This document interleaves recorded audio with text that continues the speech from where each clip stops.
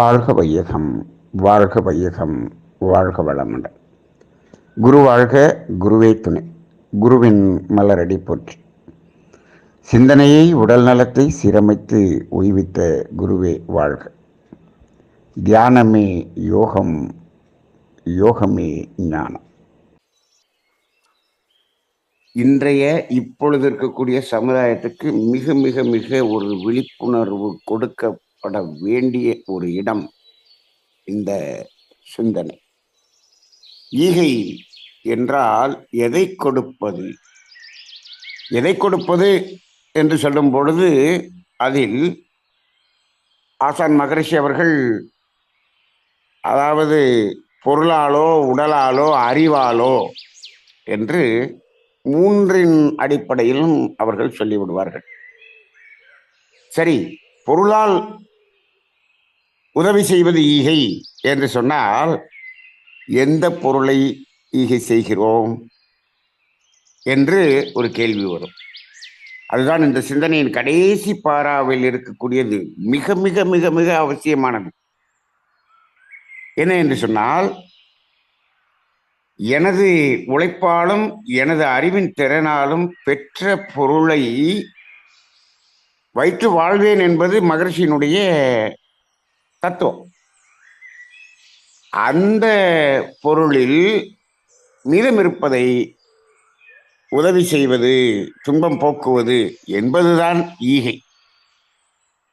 அப்ப இப்போ நாங்கள் ஈகை செய்கிறோம், தொண்டு செய்கிறோம் என்று என்ன செய்கிறார்கள்? நிறைய அறக்கட்டளைகள், அமைப்புகள் உருவாகி இருக்கிறது. அவைகளெல்லாம், அந்த அறக்கட்டளைகள் எல்லாம் எப்படி அமைத்துக் கொள்கிறார்கள்? அவர்களது குடும்ப உறுப்பினர்களை வைத்து ஒரு அறக்கட்டளை அமைத்துக் கொள்கிறார்கள்.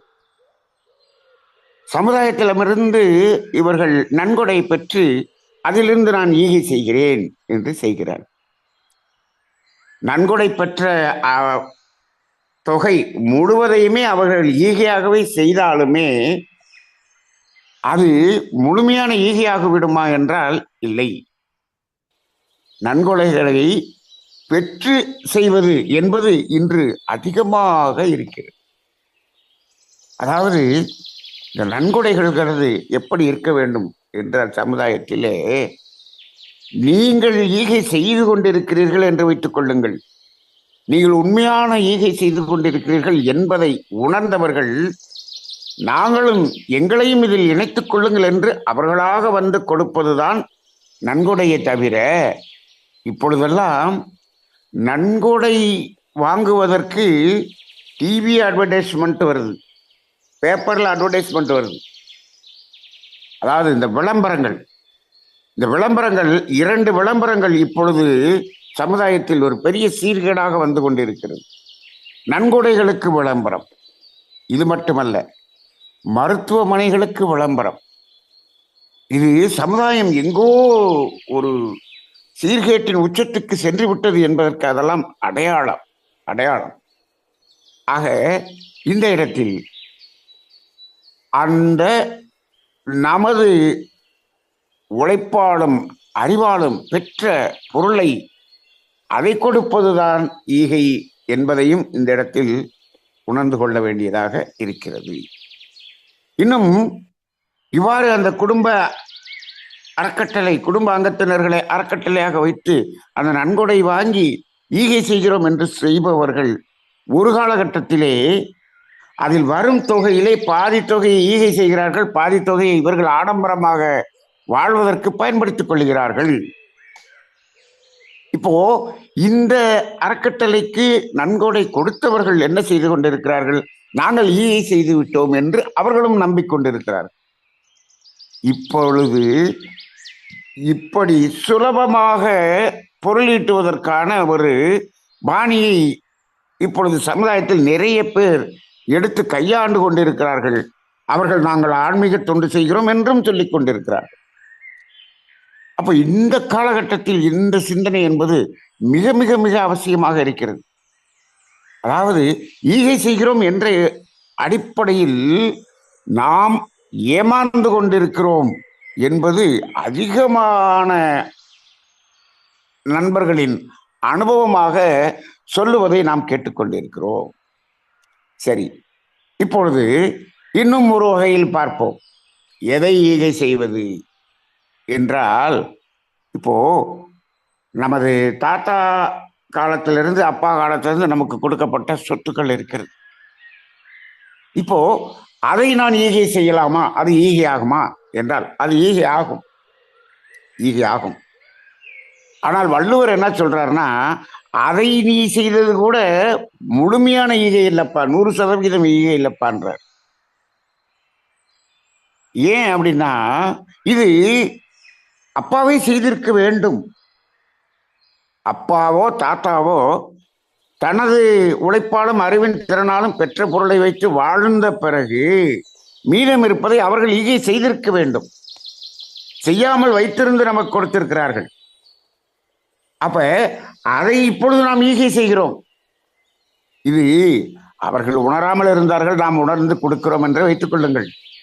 இருந்தாலுமே அது நம்மிடம் வரை தேங்கி நின்று அது இப்பொழுது ஈகையாக மாறுகிறதே. அங்க தேங்கி நின்றதே இவ்வளவு காலம், அது ஒரு கர்மவினை தானே நமக்கு.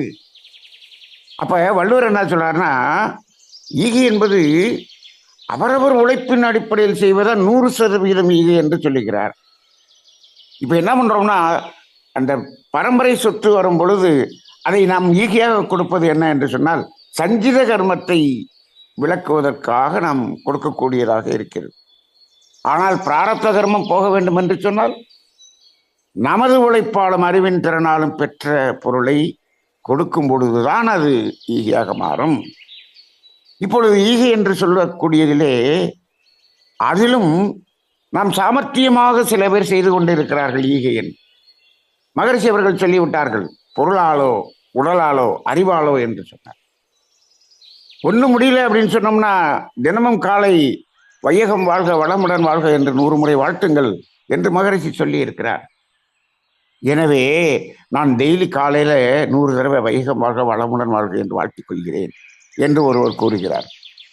அவர் பரம்பரை சொத்தை கிட்டத்தட்ட ஒரு 20 கோடி 30 கோடி அளவுக்கு வைத்திருக்கிறார். மாதம் 1.5 லட்சம் சம்பளம் வாங்குகிறார். பையங்க 2 பேரும் சாஃப்ட்வேர் இன்ஜினியர் ஆயிட்டாங்க. இவ்வளவையும் வைத்துக் கொண்டு இருக்கிறார். இவ்வளவையும் வைத்துக்கொண்டு அவர் என்ன சொல்கிறார், நான் காலையில் 100 தடவை வாழ்த்து விடுகிறேன். மகரிஷி இதை செய்தாலும் ஈகை என்று சொல்லுகிறார். அப்ப இந்த இடத்தில் புரிதல் எப்படி இருக்கிறது என்று பாருங்கள். பொருள் இல்லாதவர்கள் உடலால் செய்யுங்கள், உடலால் இயலாதவர்கள் அறிவால் செய்யுங்கள். அறிவால் தத்துவம் சொல்ல முடியவில்லை என்று சொன்னால் வாழ்த்துக்கள் கூறுங்கள். இது இல்லை என்றால் இது, இது இல்லை என்றால் இது. இப்போ பொருளும் இருக்கிறது, உடல் திறனும் இருக்கிறது, அறிவின் திறனும் இருக்கிறது. 3இன் அடிப்படையிலும் செய்யுங்கள். இது சாமர்த்தியமாக நான் இதில் ஏதோ ஒன்றை, எனக்கு சாதகமான ஒன்றை எடுத்துக்கொள்கிறேன். இதுவெல்லாம் ஈகை என்று சொல்வதற்கே ஒரு அது வெட்கப்பட வேண்டிய ஒரு விஷயமாக இருக்கிறது. ஆக இப்படியெல்லாம் ஈகை என்பது இன்று எப்படியோ எங்கோ சென்று கொண்டிருக்கிறது. அதனால இப்பொழுது எதை கொடுக்க வேண்டும் என்பதை பார்த்து விட்டோம். அது மட்டுமல்ல, எங்கு கொடுக்க வேண்டும் என்பதையும் பார்க்க வேண்டும். எங்கு கொடுக்க வேண்டும்? முடிந்த அளவுக்கு நீங்கள் ஈகை என்பதை நேரடியாக செய்து வாருங்கள். இது என்னுடைய அனுபவம். முடிந்த அளவுக்கு நேரடியாக செய்யுங்கள். ஆனால் நிறைய பேருக்கு நேரம் இருக்காது. நேரடியாக எங்கு அதை சரியாக செய்கிறோம் என்ற இடம் தெரியாது. அதை தாம் தவறாக செய்து விடுவோமோ. நாம் இந்த சிந்தனையில் குறிப்பிட்டிருப்பது போல, துன்பம் நீங்குவதற்காக இல்லாமல் இன்பத்தை அனுபவிக்கிறதுக்காக, அதிகமாக அனுபவிப்பதற்காக கொடுக்கக்கூடிய ஈகை என்பது இன்று அதிகமாக இருக்கிறது. அப்ப எங்கு சரியான இடத்தில் கொடுப்பது என்று தெரியவில்லை, எனக்கு அப்படி நேரம் இல்லை. இப்படி இருப்பவர்கள் செய்பவர்களை தொடர்பு கொண்டு அவர்களோடு இணைந்து செய்து கொண்டிருக்கிறார்கள்.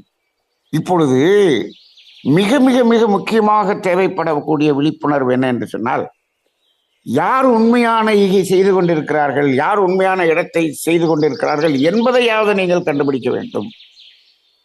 இப்பொழுது இப்படி தேடிக்கொண்டிருக்கக்கூடியவர்கள் நிறைய இருக்கிறார்கள் என்று சொல்ல உடனே, அதாவது எங்கு ஈகை செய்வது என்று ஒரு 500 அன்பர்கள் அங்கு ஒரு அந்த ஆர்வத்தில் இருக்கிறார்கள் என்று வைத்துக் கொள்ளுங்கள்.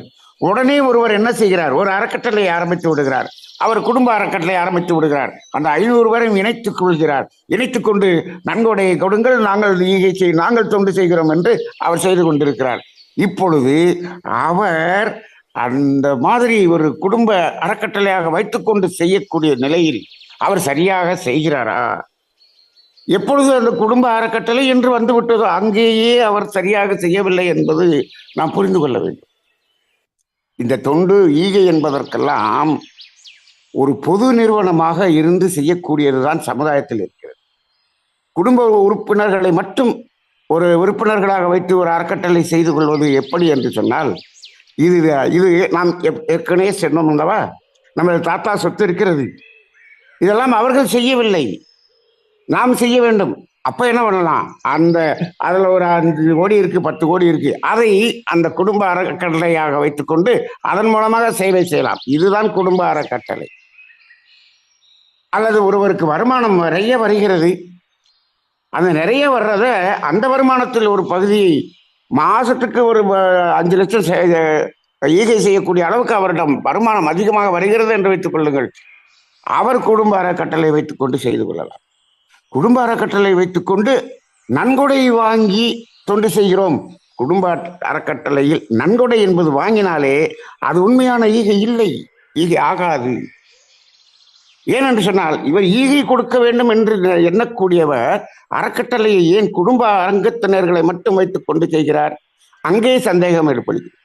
இப்போ எதை ஈகை செய்ய வேண்டும் என்பது ஒரு புறம் இருக்க, எங்கு ஈகை செய்ய வேண்டும் என்பது அதைவிட விழிப்புணர்வாக இருக்க வேண்டிய ஒரு காலகட்டமாக இருக்கிறது.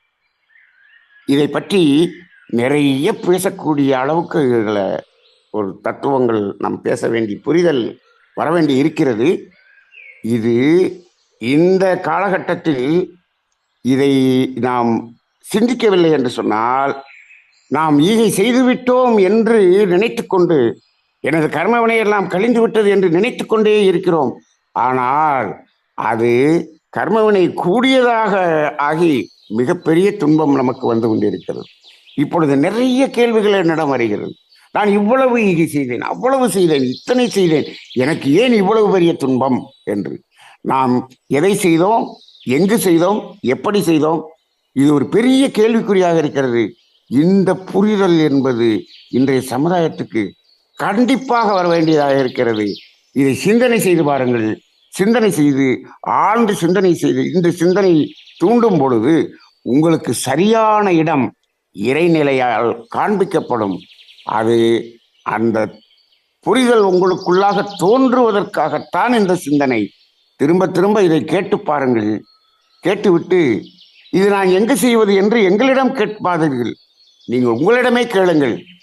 உங்கள் ஆழ் மனதில் இருக்கக்கூடிய அறிவாகிய தெய்வம் சரியான இடத்தை, சரியான நபரை உங்களுக்கு காண்பிக்கும்.